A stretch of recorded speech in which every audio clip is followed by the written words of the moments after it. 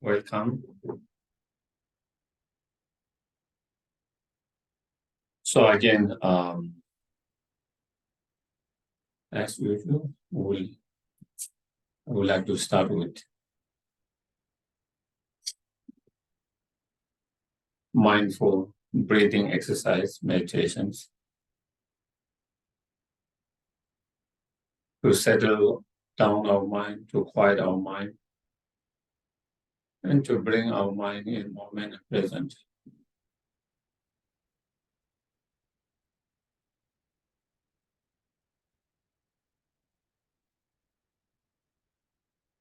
So just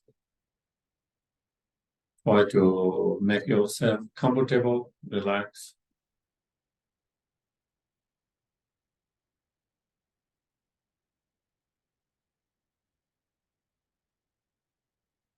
And try to let go of any tension, stiffness in your body, in your mind.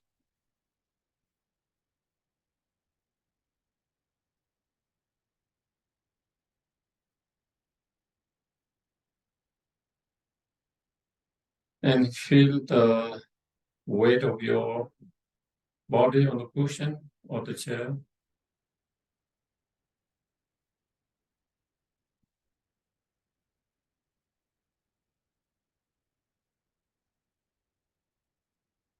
And try to let go of all the thought of the past and the future by focusing on the present, the breath. When you breathe in, try to observe it and be aware you're breathing in. And as you breathe out, observe mindfully and be aware you are breathing out. So simply just observing and being aware.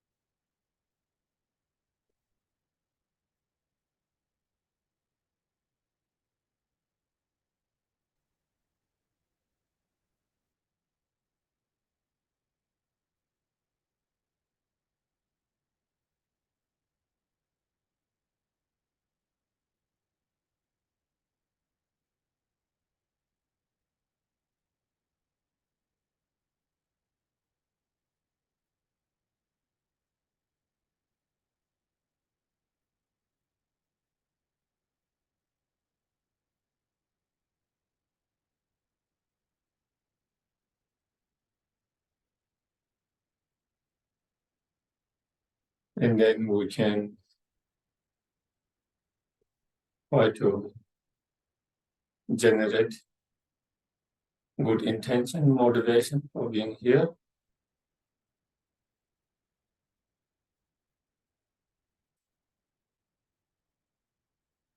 And we can think, by us coming here together, giving our precious time, energy, resource to listen and to engage in discussion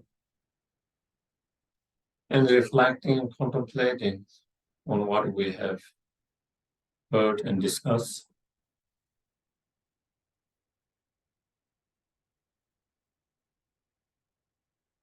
May all of these become cause and conditions to improve our mind.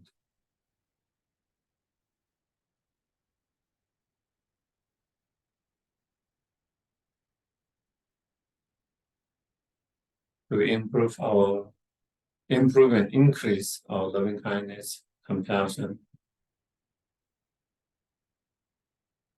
patience,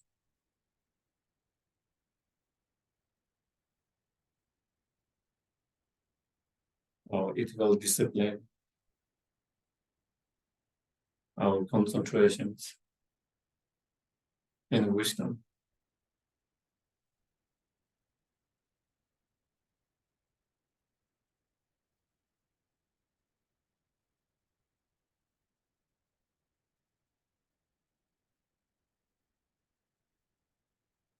And having increased and improved those positive state of minds or thoughts or emotions,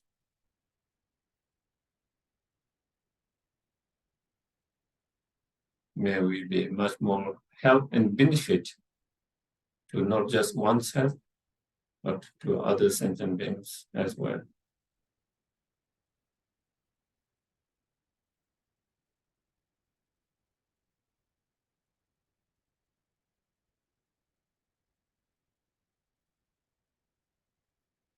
And may it be cause and conditions to achieve our highest potential, the fully awakened state.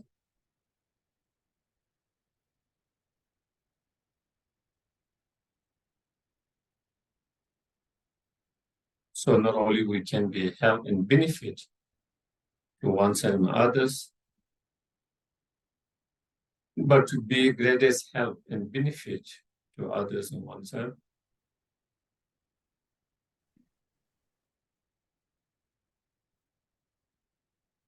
And not only to few others, but to all sentient beings.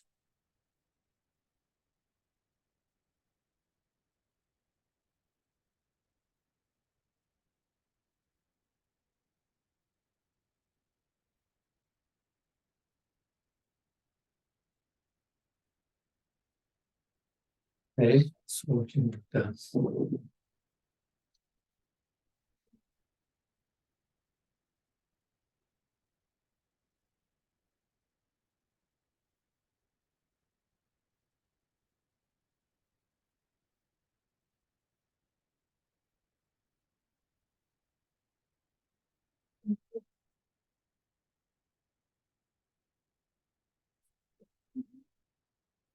Our prayers before the teaching, we'll start with the praise to Shakyamuni Buddha, which we'll recite 3 times in English.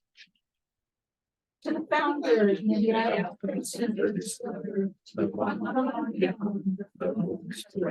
the completely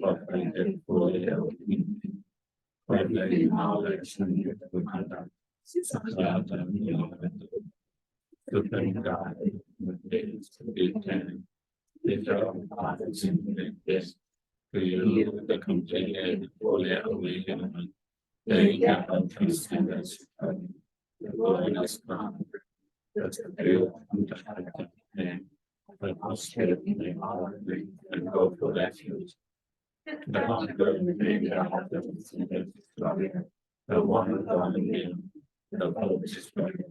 The completely perfected, fully awakened being, perfect knowledge and good conduct, so that the within by the human beings became preserved gods and human beings. To you, the completely and fully awakened one, the God transcended destroyer, the glorious conqueror, the subdued from the second plan. I prostrate with offering of refuge. The founder, the God transcended destroyer, the one gone beyond, the full destroyer, the completely protected, fully awakened being, perfect knowledge and good conduct, so that the Lord the world, supreme guide to human beings to pretend, teacher of gods and human beings.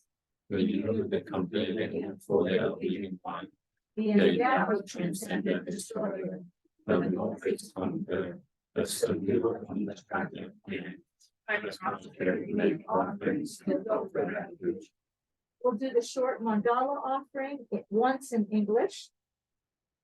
This ground And flowers and born behind the for I am convinced that with the fear of prayer, may all living beings enjoy the spirit. be done.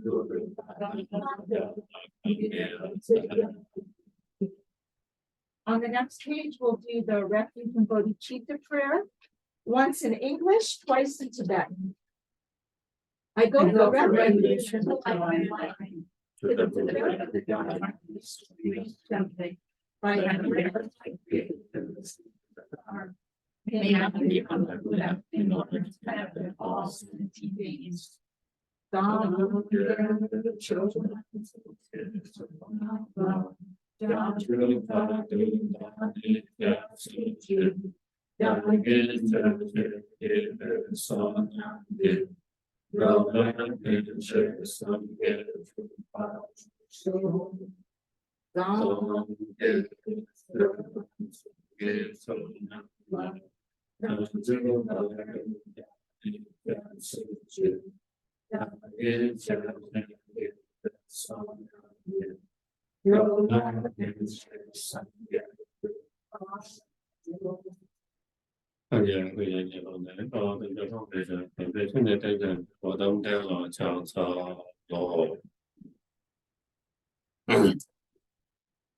So from today we will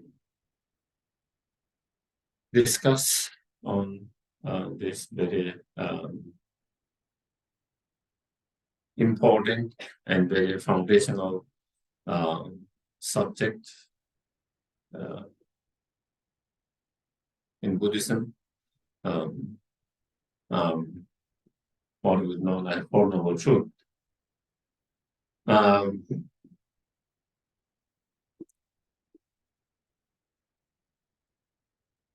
Little bit background. As many of you know, Buddha was the term that his followers gave later, or later. Buddha means awakened one. But he was born in a royal family, and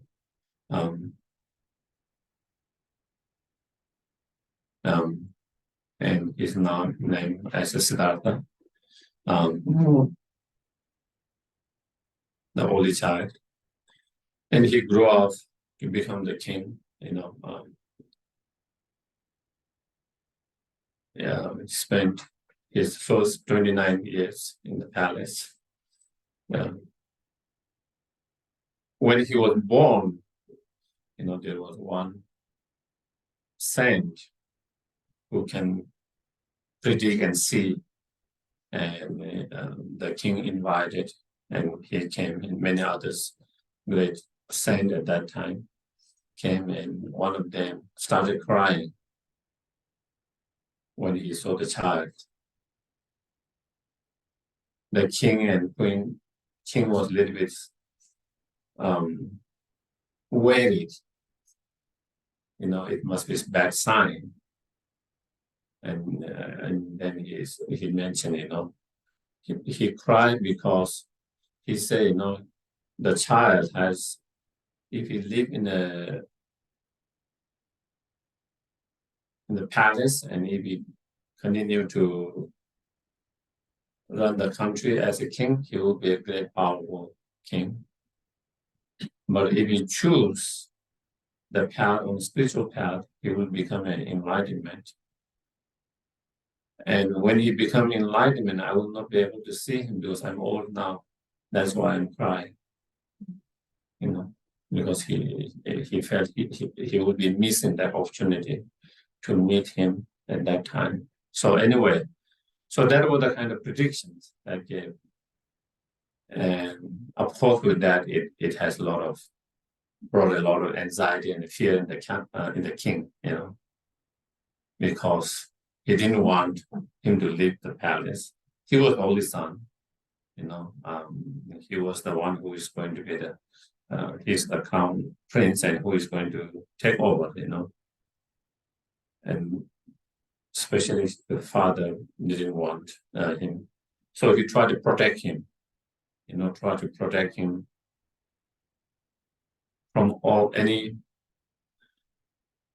problem or suffering and pain. So he was kind of protected within so they try to provide everything, every enjoyment, every place, every comfort, everything, so that he doesn't. But one day, he was able to get out of the palace walls, and then in one of them, then he saw,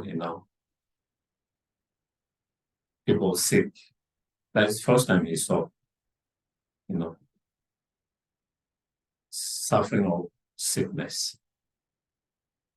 And he was so innocent at that time. He asked his friend who was driving the chariot, does everyone experience that? Do I have to also experience that?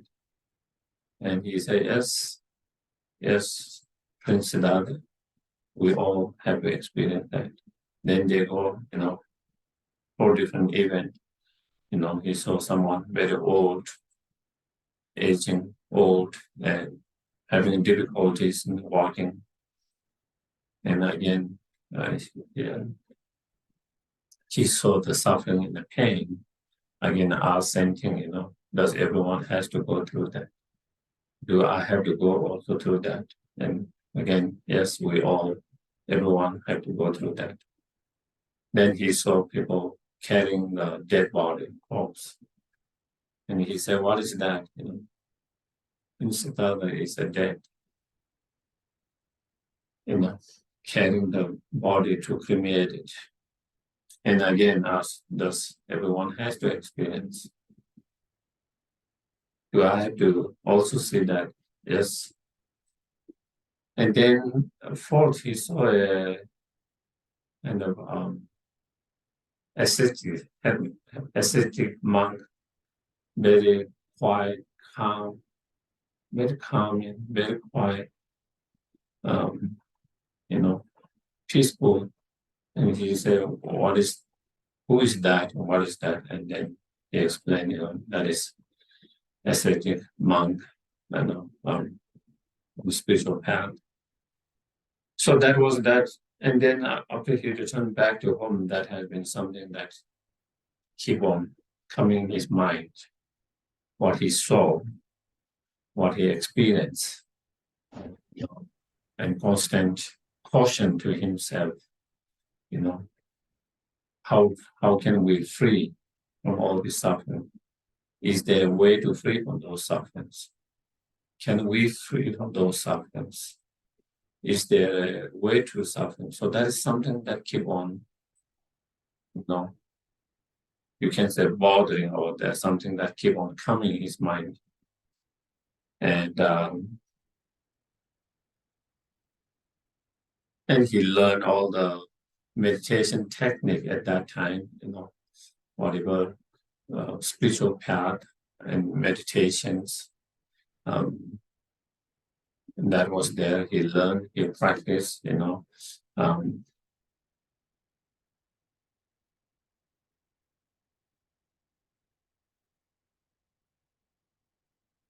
and driven by that, the wish to free,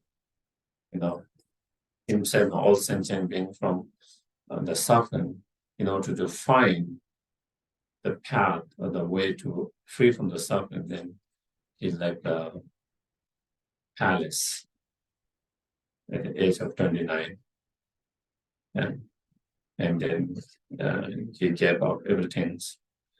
And then he cut his hair, became dressed up as a monk, as a monk, ascetic, and he went in the forest and meditating. And he perfected all different meditation technique that he learned at that time. And even after he was able to achieve those high concentrations, high samadhi or shamatha through those meditation, but still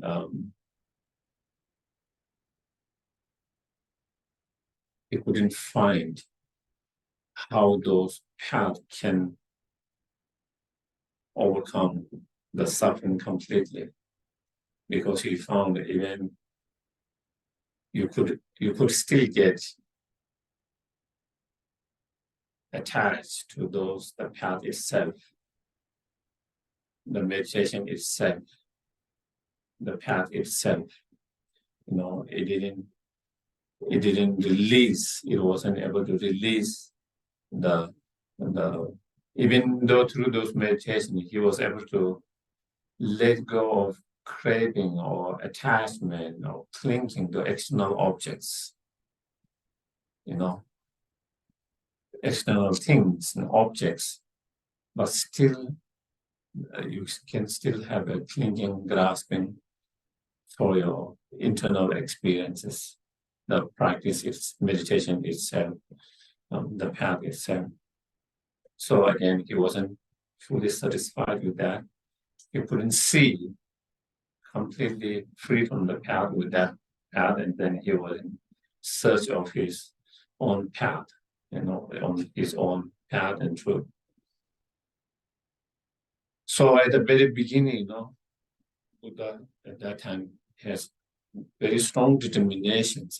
He was very strong practitioner, ascetic at that time.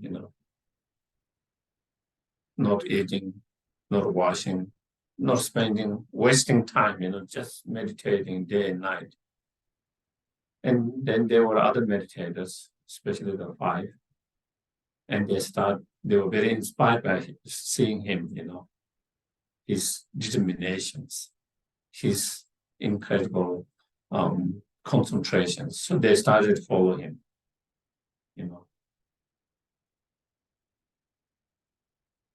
They started to follow him. And after some time, Buddha became, the Prince Tata at that time, became very weak, because he wasn't taking care of his body so well, because he totally kind of gave up everything, including not taking care of himself so well physically.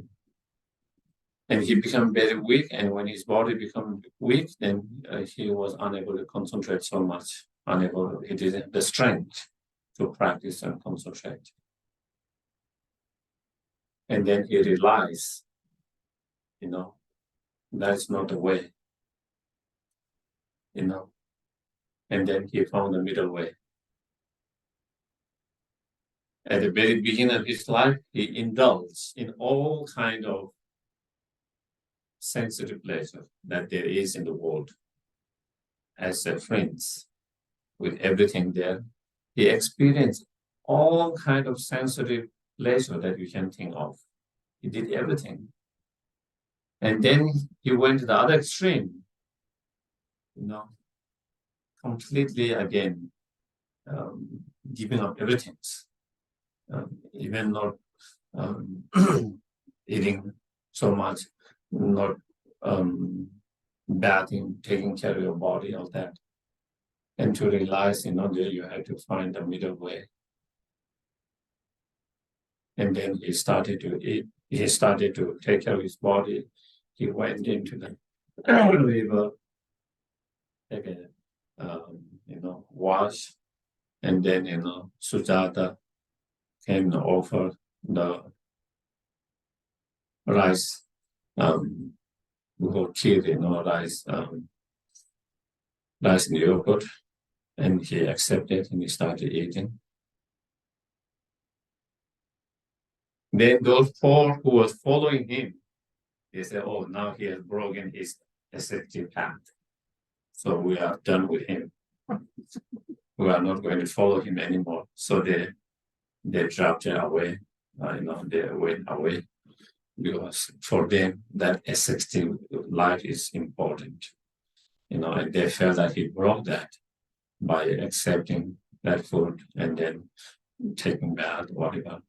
So anyway, then Buddha made a strong determination that I will not get up from the Bodhi tree, under the Bodhi tree in Bodh Gaya now in India, until he achieved enlightenment. And then he achieved enlightenment. So after his enlightenment, for 49 days, he didn't teach. And he said, I found a very profound, vast and very profound truth or reality. But if I were to explain and share with others, they will not be able to understand it. So therefore, I will just remain here in the forest. So he remained there, not teaching. And then, then he was requested to teach. And then when he was requested to teach, and that is when he started to, walk towards the Saranath in India now, where it's called Deer Park. I guess at that time there's a lot of deer in that forest. And then those 5 disciples that following him, and they dragged away, they were there. And when they saw Buddhas coming, they were trying to run away. But there was something that attracted them, some energy, they saw some kind of different energy and aura and different energy. And so, and that kind of attracted them instead of kind of, it's like, magnet that kind of pull you, And so then, they stayed there, and then that's where the Buddha gave the first teaching, the Four Noble Truths, for those 5 disciples. First teaching for those 5 intimate human disciples. They were the 5 disciples. So that was the first turning wheel of the Dharma, the Sutra on Four Noble Truths, that given to 5 of them. And then over the next 45 years, Buddha gave teachings at different places until his passing away, to different disciples, different people, all kinds of different peoples. And all those different teachings were kind of directly, indirectly based on Four Noble Truths, based on Four Noble Truths. So therefore, that Four Noble Truths is the very foundations of the Buddhist traditions.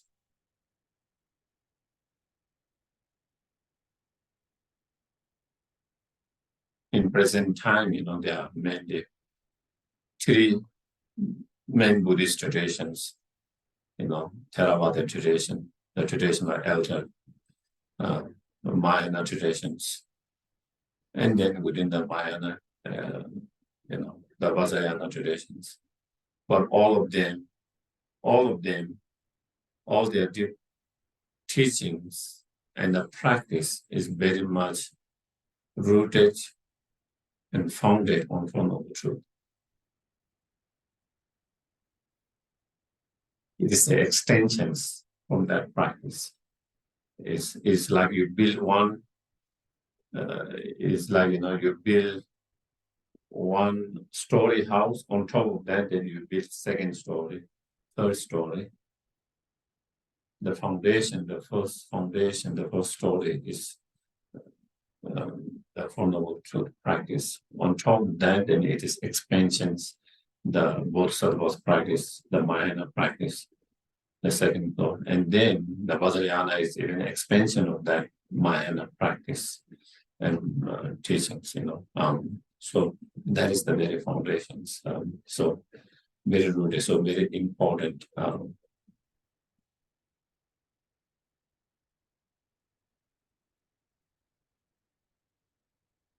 In the Mahayana teachings, like when we talk about, especially in Tibetan tradition, the graduate path, the lumbering path. So when you talk about the lumbering path, within that, the practice and teaching on middle scope is Four Noble Truth. Is that Four Noble Truth, the teaching on Four Noble Truth, the practice, and that practice Four Noble Truth.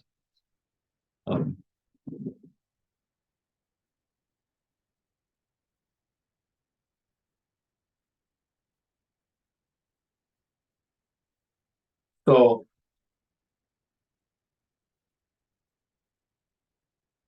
when the Buddha gave the first teachings, first is he described those Four Noble Truths.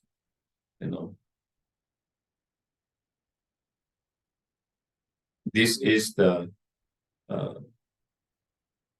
noble truth of suffering. This is the noble truth of origin. This is the noble truth of cessations. And this is the noble truth of path. So he described those Four Noble Truths. And then next, he said, the noble truth of suffering is to be known or recognized. The noble truth of origin is to eliminate it or abandon. The noble truth of cessation is to be actualized. And the noble truth of path is to be cultivated. So first is he say what are those Four Noble Truths, and then after that, how to practice each of those noble truths. How to practice, how to do with that. With the first truth, you have to understand and recognize first noble truth. Second one, you have to abandon that, the cause or origin of that sufferings. And third, the cessation is something that you need to actualize. And the way to actualize is by through the cultivating the path, the form, And then,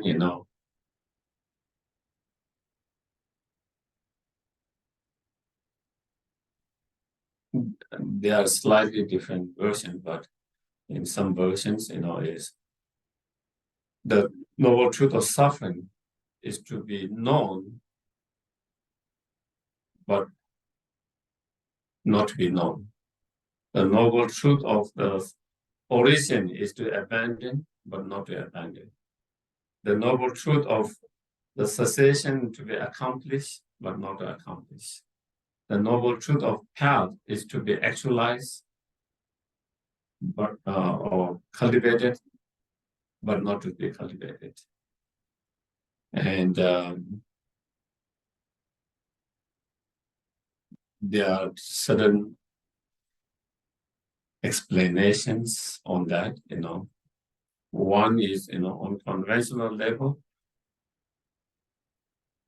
or relative level, the noble truth of suffering is something that you need to know. But on ultimate level, in emptiness, there's nothing to be known. On conventional level, the noble truth of origin is something that you need to eliminate and abandon. But on ultimate level, in emptiness, there's nothing to abandon. And on a relative and conventional level, the cessation should be something that you need to accomplish. But in the ultimate level, in emptiness, there is nothing to accomplish. On relative level, on conventional level, the noble truth of path is something that you need to cultivate. But in ultimate level, in emptiness, there is nothing to be cultivated. So that is one. Or in other way is when you achieve enlightenment, the result. When you achieve enlightenment, the result, then there's no suffering to be known. There is no origin to be abandoned. There is no result, cessation to accomplish, and there is no path to be actualized. Do you get it? When you achieve for fully enlightenment, the result, then there's no cessation for you to abandon. There's no cessation. There's no suffering. Therefore, there's no suffering to be known. And there's no cessations to accomplish something that you need to accomplish anymore. There's nothing path that you need to cultivate anymore. So again, so either when you achieve fully enlightenment, then there is no more of all of that, or you can do in emptiness, as I mentioned, on ultimate level. So that is the very kind of summarize that the Buddha gave. And of course, then give more details in the sutras, more on that.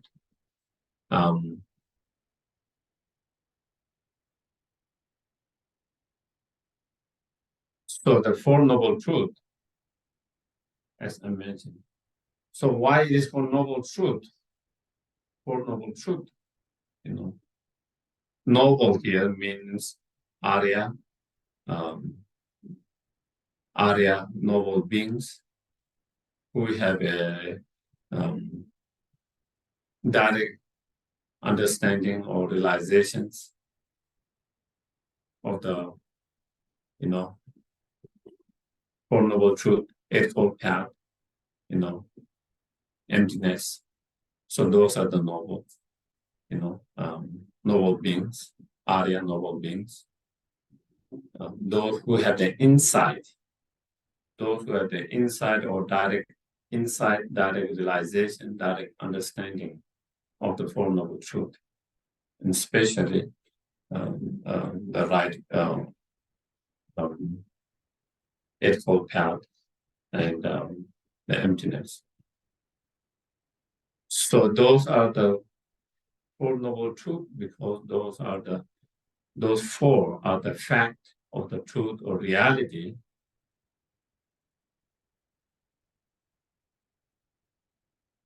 So those are the four truth or four fact or four reality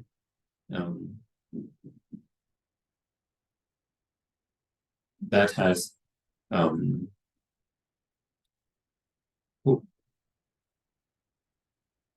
which the ordinary beings cannot have insight into those fact, reality, and truth, but the noble one is able to have those insight.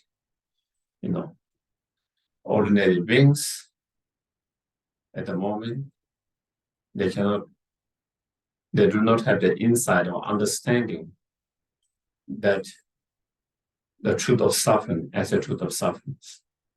They don't have the insight and understanding the origin of the suffering as the origin of suffering.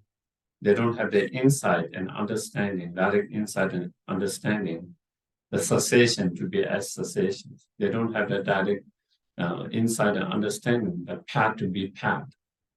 Whereas the noble ones have those insight, direct insight and realization. So that's why it's called Four Noble Truth.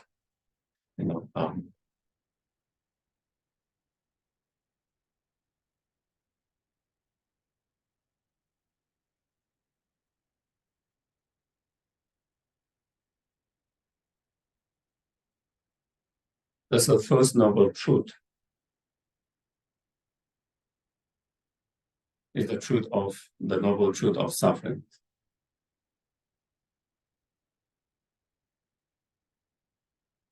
So here it's saying, life is suffering. Maybe not the right, but maybe samsaric life, samsaric life, or ordinary life is suffering.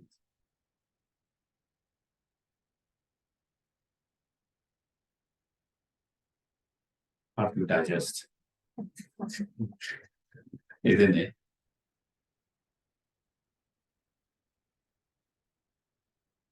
And that is why ordinary people still do not have that insight,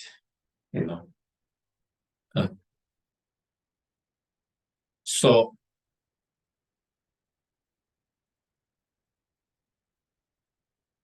first of all, I think there's always problem with the translations. Okay. There's a lot of teachers who will not use the suffering. They might just use the original term, dukkha. In Tibetan is dunga, in Pali and Sanskrit is dukkha.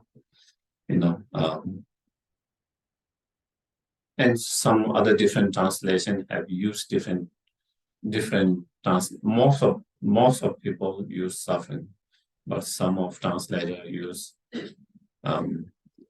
dissatisfactions. This another life is dissatisfactions, or some have used unbearable. Life is unbearable. So there's different terms, because again, one English term doesn't cover the dukkha, and so I think that is sometimes we have problem with the translations, and so sometimes that is that part, because when we say suffering, in part of this understanding and teachings, the life is dukkha. It doesn't really mean relentlessly suffering all the time, so we will talk more about that,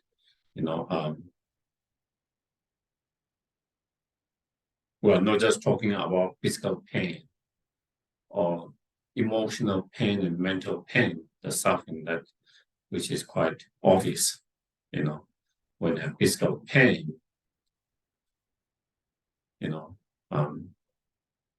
physical discomfort, physical pain, or sometimes mental, emotional pain, there's pain and suffering is quite obvious. But here we are not only talking about that. Here we're also talking about even the, pleasant feeling moment that we experience in our life. There are moments when we feel good about our life, good about things, good, pleasant feeling, good feeling, nice feelings, joyful feeling. Even when we have that, here is that even that one is dukkha, or sufferings. It is in dukkha because, even when you have those feelings, pleasant and good, nice feelings and experiences, they lead to disappointments, or it doesn't give you lasting satisfactions. It only gives you the joyfulness or happy or pleasant feeling only for a certain moment. That could mean few seconds, few minutes, few hours, few days, few weeks, few months. If it lasts few months, it's quite good. Or few years, but it does not last forever. It doesn't last forever. So it doesn't give you true lasting satisfactions. It only gives you temporary feeling of satisfied, only temporary. It doesn't give you true lasting satisfactions. Therefore, that's why it's dukkha. And because of that,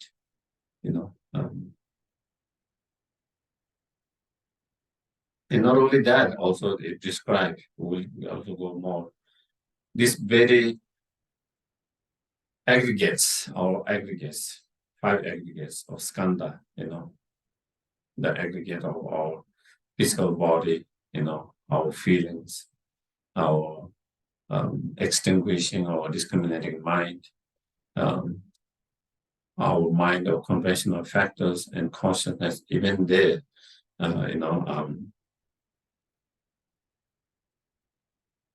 having that skandha or that aggregates that is a result of our own contaminated actions or karma and the delusion, that itself is dukkha. Because of this aggregate, then we suffer. If I don't have this body, I will not need to get old. I will not get sick. I will not need to die. Because I have such body, then I have to go through all that. Because this particular aggregate of body, I need to eat. Otherwise, I will die. And then a lot of sickness come from food. Because of such body, I have to take care of it in so many different ways. Otherwise, I get sick. And so it's because of that aggregate itself, that this aggregate give rise to many other suffering, pain. The suffering of sickness, the suffering of aging, suffering of death, because of such body. This aggregate. Let's say you have physical aggregate, light rainbow body, and we don't have to eat, we don't have to get sick, we don't have to get aging, we don't have to die. But because of such physical aggregates, then it produces a lot of those suffering and pain, and because of such aggregate, then it gives rise to many other afflictive emotions. So therefore, this very aggregate itself is the dukkha. The first truth. So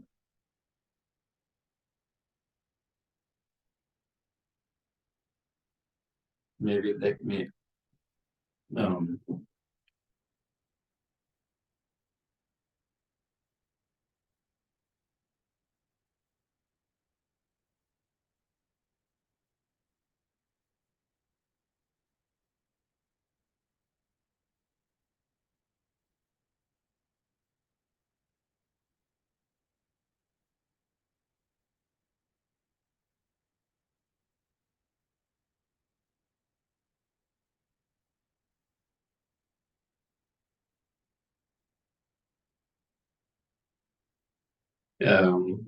I don't know, maybe I could read a little bit from that sutras quickly.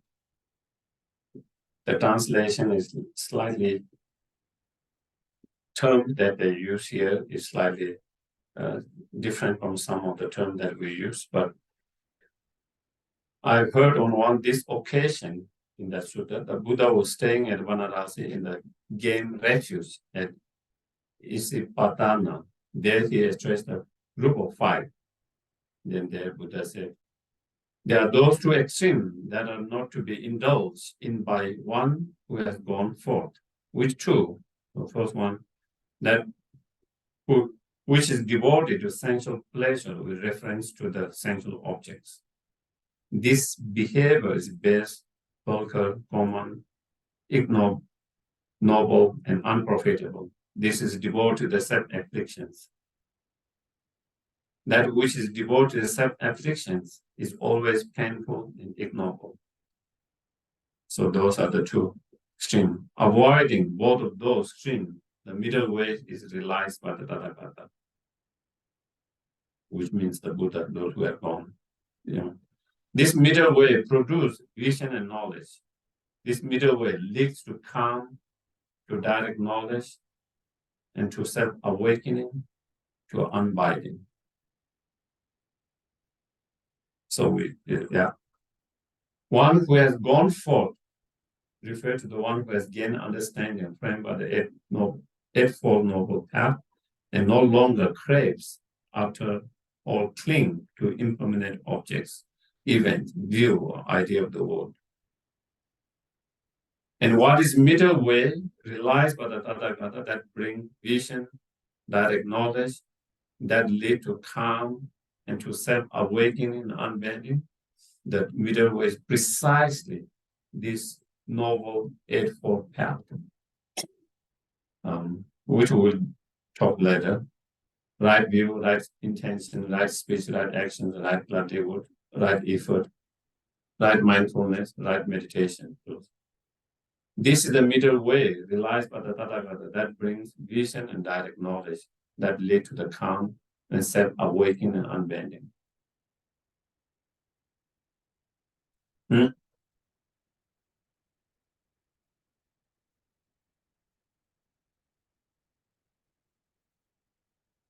And then he goes, I teach the truth of stress. Here they translate stress or the suffering. Okay. I teach the truth of stress of dukkha and the truth of path leading to the cessation of stress or the suffering. Nothing more. This is the noble truth of stress or the suffering. So then Buddhas go a little bit more details. Birth is stressful. Aging is stressful. Death is stressful.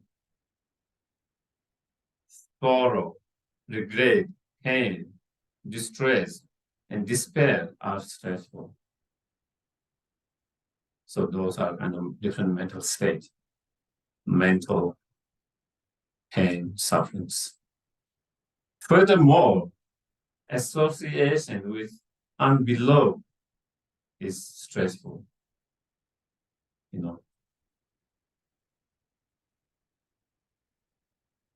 Coming into contact with someone you dislike, your enemy. That is something we don't want to associate, something we don't want to come into contact. And when we come into the contact with someone you dislike very much, your enemy, is the pain, is the sufferings that disturb your mind, Separation from loved one is stressful. On the other hand, we don't want to be separated from the loved ones. Not getting what is craved for is stressful. That is pain, sufferings. In short, the 5 clinging aggregates are stressful, which I was talking. Just these 5 aggregates, which is the result of our contaminated karma and the delusion. That is self-stressful.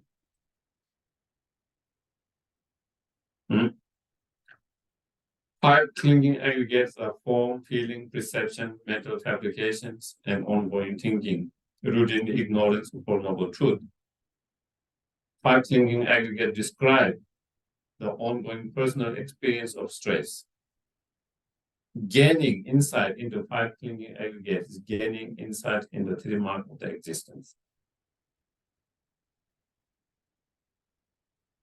And then next one, Buddha goes on to second truth. Now, so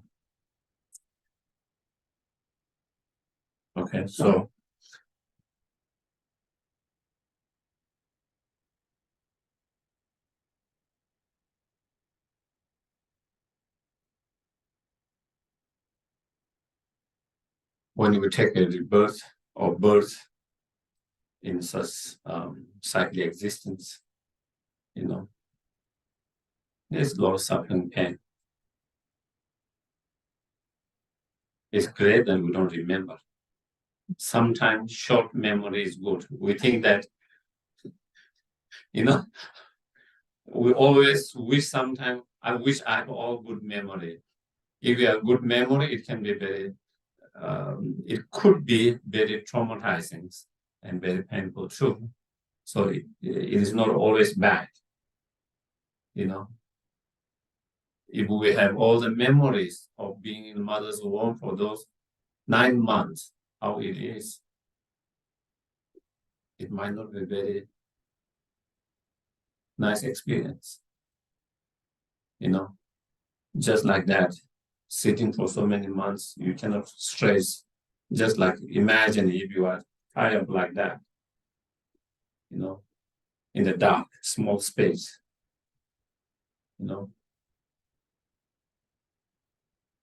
And, when the mothers move, I don't know how they feel, when there's that movements all the times, when you drink, when you eat, how it feel, what sensation, feelings, So there's a lot going while in the 9 months in the mother's womb. And then when you come out of that, whether it come naturally or through some kind of medical interventions, it's still painful for both mother and the child.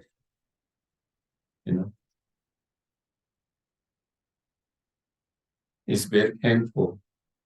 It's very painful both for mother and the child.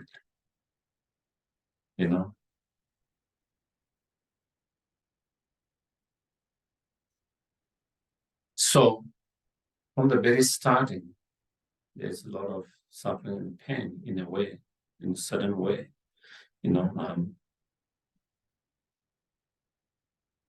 It isn't so easy without any pain, the birth. And then throughout our life, I don't think there's any beings in the world who has not experienced any kind of certain level of illness, sickness.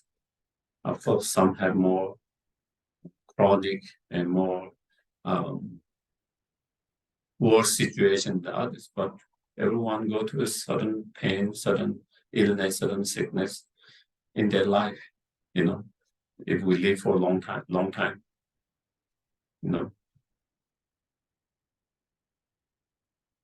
And so having to experience that. And, sometimes when we go through those illness, even sometimes a headache, feel like this is the worst thing that I experienced in my life in that moment. Headache can be like that. Fever, strong fever could be that. When you started throwing very badly, it could be like when you're starting to have a very bad diarrhea, it could feel like, this is the worst thing I experienced in my life. Because it's such a pain, horrible in that moment. Of course, we forget that after. That's good, the memory, forgetting that part. But in that moment, I had many experiences like in my life, with different illness, small, but like in that moment, sometimes you feel the pain is so strong, so unbearable, so strong. It feels like this is the worst pain I experienced in my life. I remember when I was young, I don't know what happened with my thumb, it was kind of swollen and water and something, it was like burning sensation, And I felt like that was the worst thing. Of course, it's when you think now, it is nothing. But in that moment, it feels like that was the worst pain that you have experienced in your life. And that is when we experience certain pain, sufferings, through certain illness. Sometimes that is how we feel, at least in that moment, in that sometime, that's the suffering of illness. And that is why we try to not get sick, That's why we try to spend so much energy, resource, money to keep healthy, trying to have as much as possible healthy diet, healthy food, trying to different form of physical exercises, whatever yoga or whatever form of exercise, body movements, so that we can keep healthy. Going to gyms, taking different supplements, spending a lot of money, taking all these supplements. Why? Because we don't want to get sick. We want to be healthy. We go and do checkup, spend a lot of money to check up every year, well-being checkup or annual checkup, whatever you call it, trying to check up. And then whenever there's something check up, trying to keep up all of that. Why? Because we don't want to get sick. We want to be healthy. Because we know if we do get sick and if we're unhealthy, how painful is this? How painful is this? Because we don't want that pain. We don't want that suffering. Despite that, again, we time to time,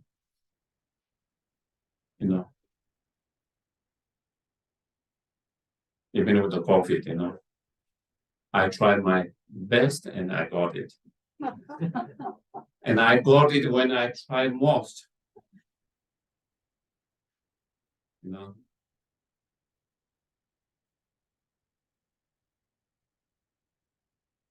Even though at that time in Nepal, not everyone was wearing a mask. Most people were wearing masks.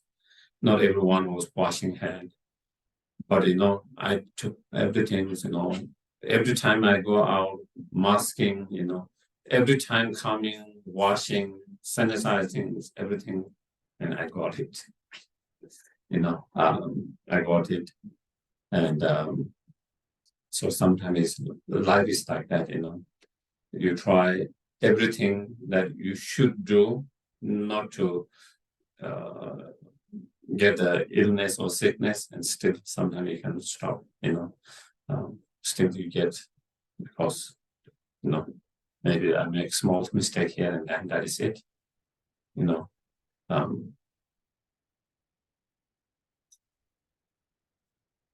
so that was, so we are talking about the pain and suffering of illness or sickness that we all go through, all, as long as we are in this samsara, as we are this,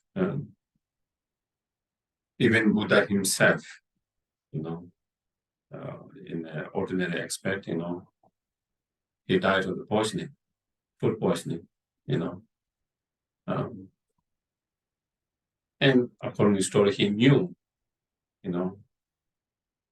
it was time for him to pass away, so he was going to Kushinaga because he said that was the place that for him to pass away. But on the way, he was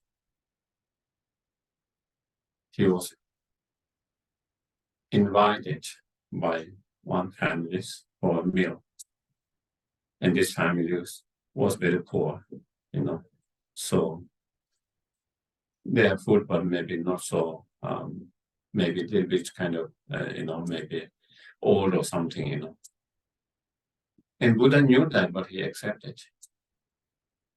Because, he wanted to give them the opportunity to create a merit, to offer the meals. And he also thought it's a time for him. So he accepted that, and then he got food poison from that. And then, so that is how he passed away, from ordinary perspective, that even Buddha got illness, food poisoning, illness,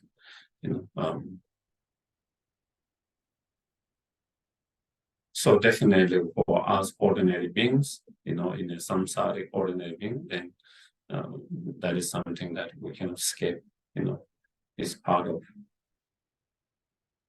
part of the package, that comes with this ordinary samsaric rebirth of the life, then with the agents, the suffering agents. When we are young, we want to grow up. There's pain of not growing up, and once we reach certain age, then we don't want to grow up. After a certain age, then you wish you don't continue. You can go backwards, I was joking with my friend. I said, after 50, I'm going to count backwards.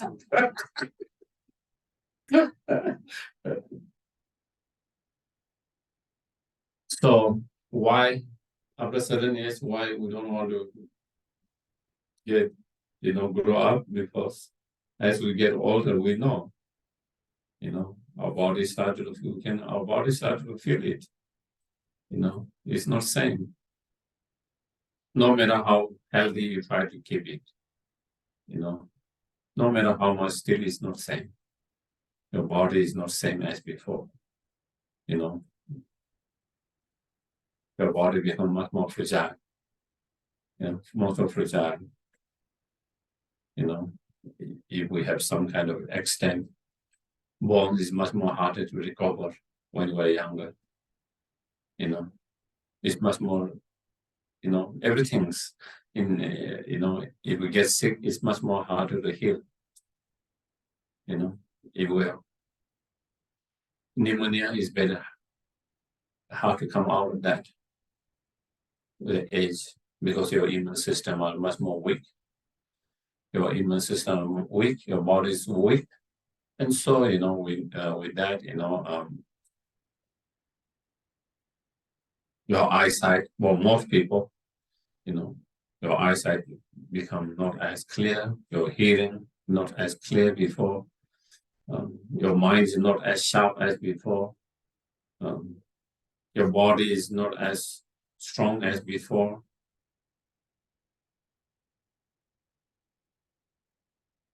It's something, fact and reality, sometimes we don't want to talk about it because it's simply depressing.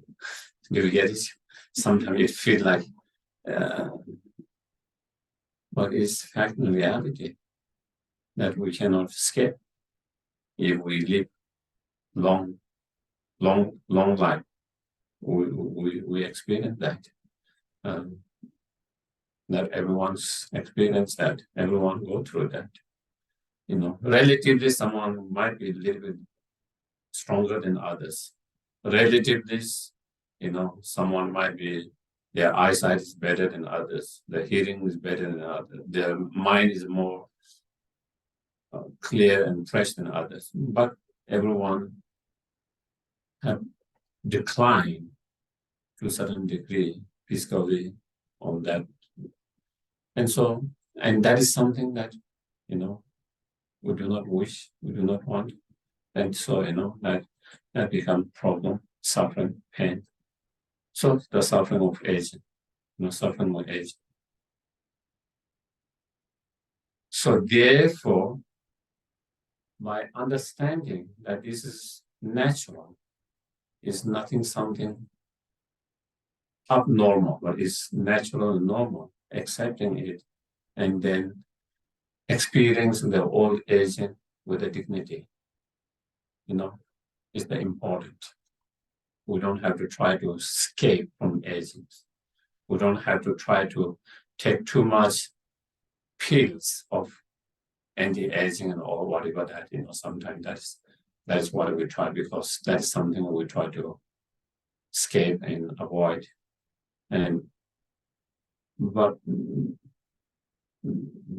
even with that pills, we can spend money, a lot of money, but I don't know how much really effect it has, with all surgery that you do. It's just external. You might look young and not old, but your body, in terms of that, is not as strong as before. So it's just an image, So instead of that, we learn to accept it. With that understanding, is okay, and accepting and um, learning to is we're dignified,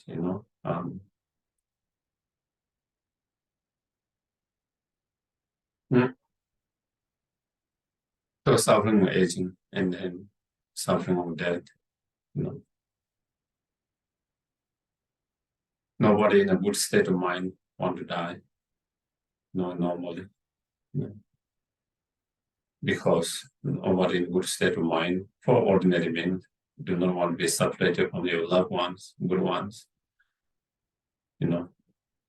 So, but again, we cannot stop that as long as we have this, as we discussed last time, the Sutra on Impermanent, everyone's face that. Poor one need to die, rich one need to die, king dies, beggar dies, most enlightened ones, smart, powerful, everyone dies. Everyone had to face that.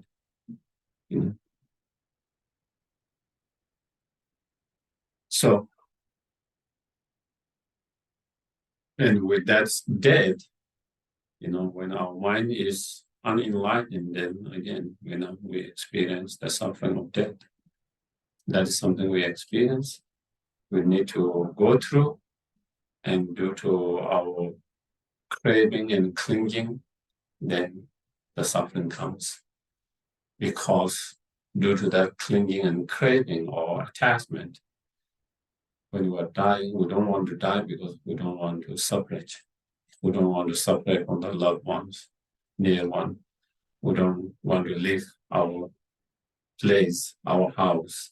We're attached to our house. We're attached to our place. We're attached to our world. We're attached to our family, friend, our pets, whatever. We're attached to many other objects. So we don't want to be separated from them. We don't want to, but our body is kind of, being impermanent. The body started to decay. The body started to decay. With the decay of the body, then our mind, also started to, and through that, then we experience a lot of suffering, the suffering of death.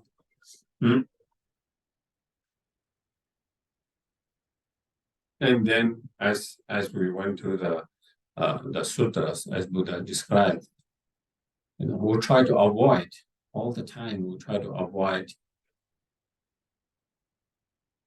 and keep distant from our enemy, people who dislike, things we don't like, whether it's a being, whether it's a human being, whether it's animals,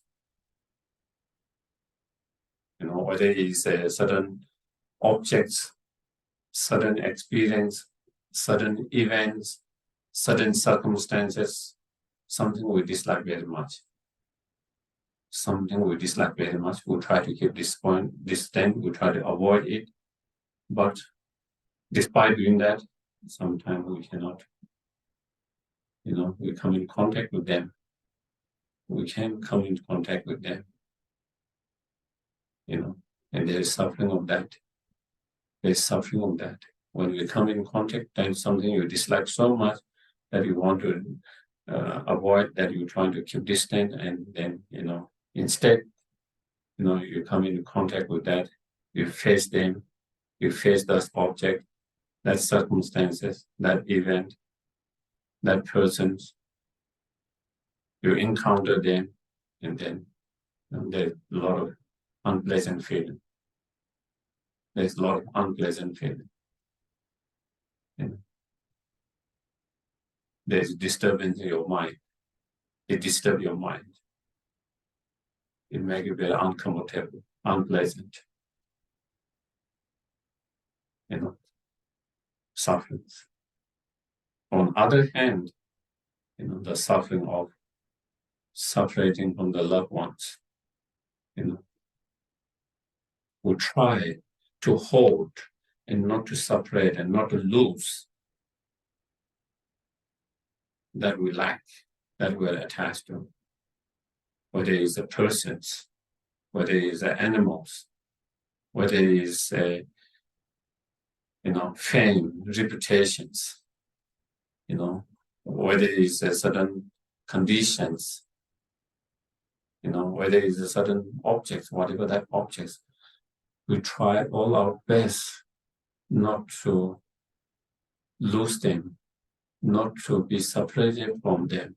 We try to hold them very tightly. But again, everything's impermanent. All these conditions are impermanent. One day, they will decay. One day, they will disintegrate. One day, they will come to end. One day, they will come to be separated. And when that happens, there's so much pain, so much grief, so much sadness, so much feeling lost, so much pain and suffering that we go through.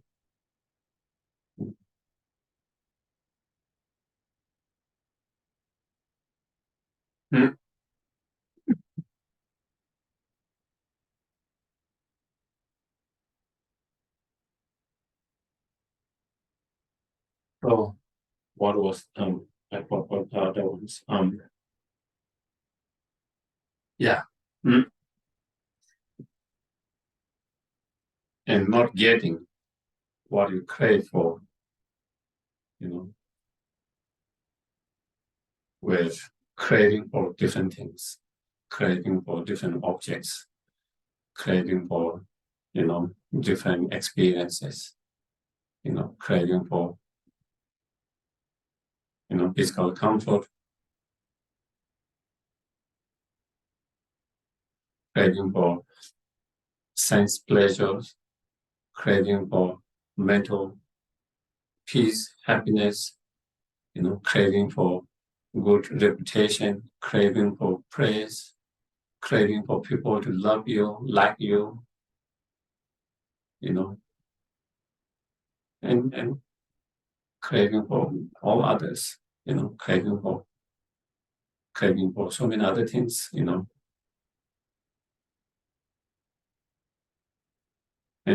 we put so much effort. We put so much effort to get those objects that we crave for. We put so much energy, resource, time, planning about them, thinking about them, how to get them, how to have them. First in your mind, in thought, you come up with all the plan, how to do that. Then you try to, put that into the plan, into the actions, put so much effort, go through so much hardship to get what you are attached to, what you desire, what you crave. And despite putting so much effort, a lot of time, we cannot get them. And when we cannot get them, we get very sad, disappointed, so unhappy, And again, we cannot get everything that we desire in our life. We cannot get everything we crave or desire. It's not possible because there is no end to our desire and craving. So it's not possible to get everything you desire and crave because there's no end to that. And so we become very, time to time, very often unhappy, disappointed,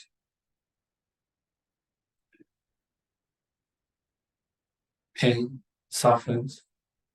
And then with that, either we blame others, either we blame ourselves for not being able to get that. Either we blame others or whether we blame ourselves. And then, when we blame ourselves, then you think, I'm incapable, I'm not good enough, all this, and you put yourself down. You become harsh on yourself, your mind becomes low,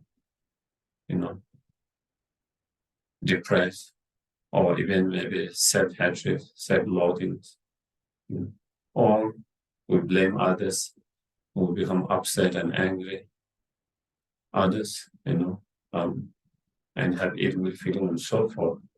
And that is because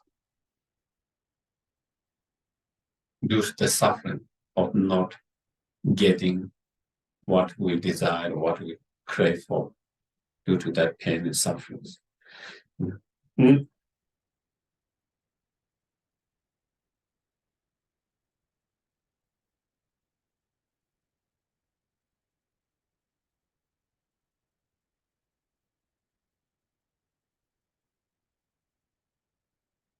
So actually what Buddha is describing about our experience in our everyday life.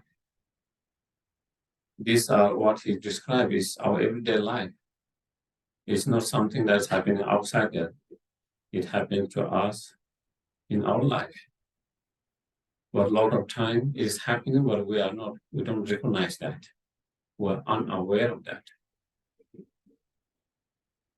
A lot of things are happening, but we are not unaware of that.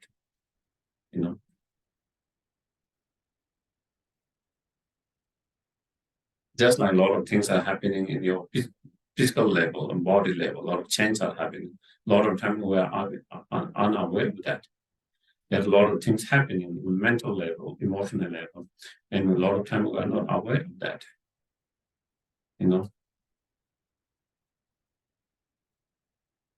And same, a lot of things are happening surrounding around us. Sometimes we are unaware of that. So it's a reality fact that is happening, but a lot of time we are not aware of that. And here, so Buddha is, waking up us, yes, saying, look around there, watch, observe, be mindful of all of that, and recognize their sufferings, Recognize the suffering as a suffering. If you recognize the suffering as a suffering, then the wish to free from suffering arises. If you don't recognize it as suffering, you wouldn't have the wish to free from that suffering. And you wouldn't put any effort to free from that. If you don't put effort from free from that, you will never get free from that. It's just like if I have some problem with whatever problem, some people might have problem with addiction to food, addiction to other things. And then if they are not aware they have that problem, they will not try to fix it. If they don't try to fix it, they will never change. They will not get better, Once they recognize, oh, this is the problem I'm having, then they will try to find a solution to that. They will try to, free from that. They will find a help or whatever solution, whatever that can be help them to overcome that. And they will look for that. They will find, they will put effort, and then they can overcome whatever problem that they might be having. But first is recognizing the problem and acknowledging is a problem. That's the first step. That is the first step. Same here. Same here. That is the way it is.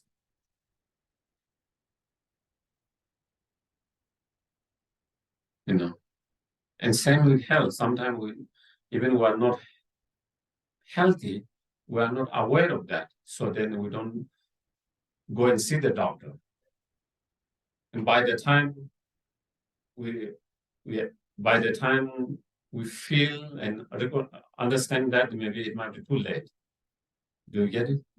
But if we have aware, if we have some illness, some sickness, some problem, if we are aware from the very beginning, we will have gone to see the doctor and we have done something, we might not have to go through that. If that problem can be fixed, that can be healed, that can be cured.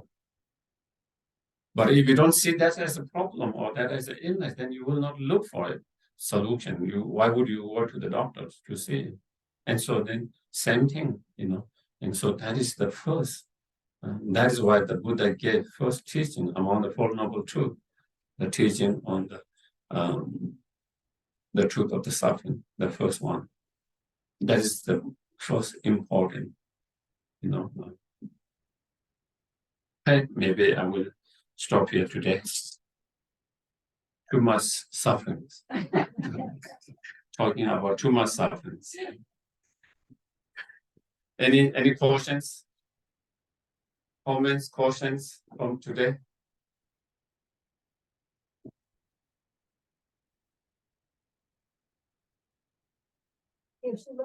Yes, please. Okay. So, like, I know that animals suffer. Do you think they suffer less than we do because they don't have the real, like, they don't try to, for the doctor to get better, things like that, Like you were mentioning before. Yeah, maybe to a certain degree, because they have all this less, maybe they have less this drama created by our mind, maybe of that, so maybe they have less suffering on that level, so they have more suffering in a certain level, they have less suffering in certain levels, but definitely I think maybe, they do not have maybe too much concept, too much thought like we human beings have. And due to having these too many thoughts, too many concepts, too many, like waiting about tomorrow, next week, next month, next year, about next 10 years, about next 20 years, 30 years, wary, and therefore we have to plan everything. We have to create all things make secure for, all if something goes wrong with my health or something goes wrong with next week, we always thinking and waiting and feel all of that. Not only ourselves, maybe we started to wait and think all about our family members, our spouse, our children, our grandchildren, grandchildren, friends, children, children of the friends, and all. So the endless, that kind of, waiting, all of that. Probably the dogs, they don't have that, So the other being in the realms, which is, either they're a different realm, like not the human realm one. They also experience the suffering. I guess they do. Yeah. All as long in the samsara, any of the 6 realms, doesn't matter where you are in 6 realms. Everyone experience the suffering of truth. But of course, we'll talk more because there are different levels of sufferings. Today we describe some suffering as it is described in the sutras. That is mainly on human suffering with human realms, mainly on that. But so as long in the samsara, as long as it doesn't matter which realms, you are still experiencing the suffering of the truth of sufferings. The suffering might be slightly different, Laura Yes. on Zoom has a question. Yes, please.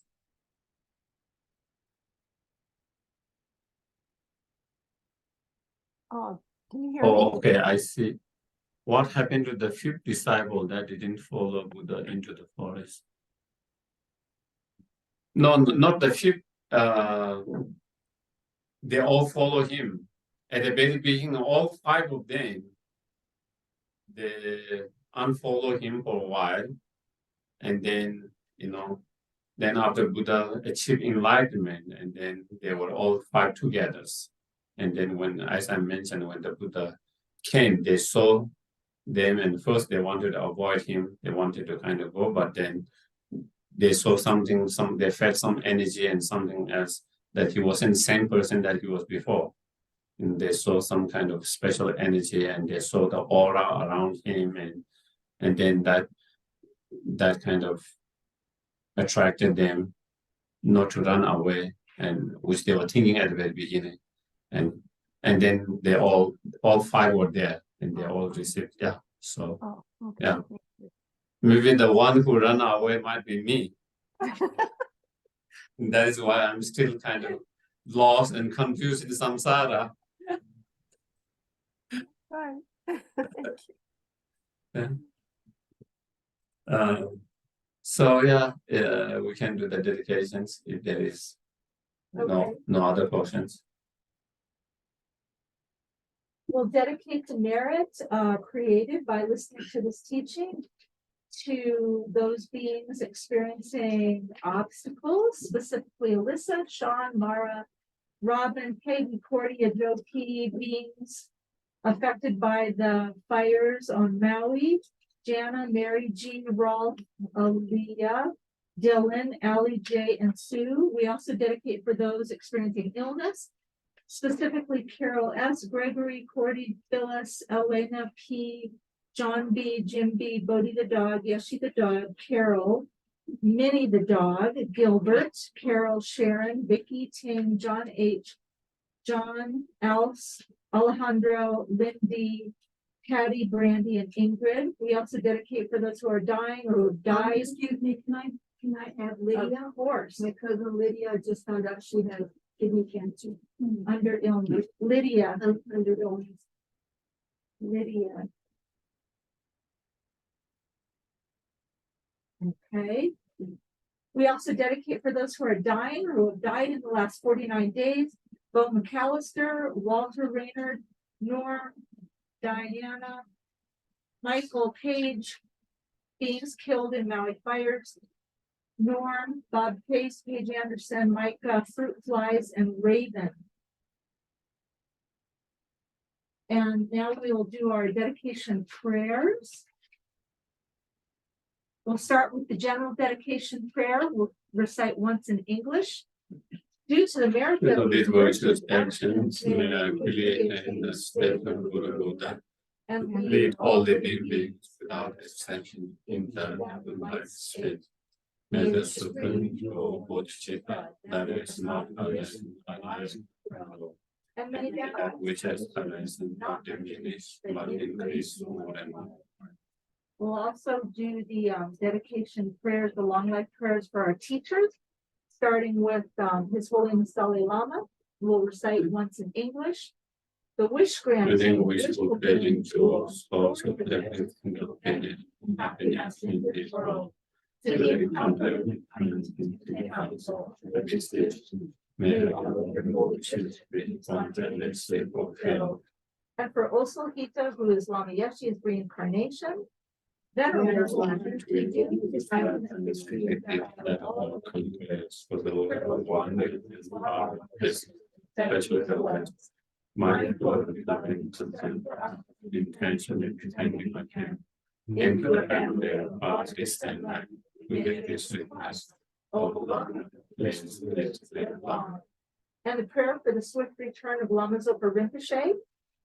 Fearless To teacher the and center, to them, victorious ones, Sarvakas and Radical Buddha, victorious laws and Father and Son, together your image, all the object of refuge in the infinite life. Please now bestow the virtues and goodness to accomplish this prayer, involving spreading the Buddhist pressure and complete teaching, through revelation and practice. You will allow patience, is never discouraged. Encounter the Guru trees and make it fast. So give way to with all independent happiness emerge, while striving exclusive with the welfare of victorious one taking and for other living beings. you suddenly departed to peace. At this I lost hope. Nevertheless, through the undisputed truth of the brotherhood of the ocean of the free jewel, and the great ways of the divine generation of the children of the victorious world, one. may this mark of the and spiritually be for fortune is I think this translation, one word, I think maybe we can change. There's a new, I think this is the first translation and then they have changed. Where it says, I lost of hope. Yes, I think in new translation is what a great loss, what a great loss. so maybe we might have Okay, just change a little bit that. thank you, Geshe. Okay, thank you very much, everyone who are Zoom and everyone here. Thank you, Thank you Geshe. for joining Thank today. you, Geshe. Thank you. Good night. Thank you.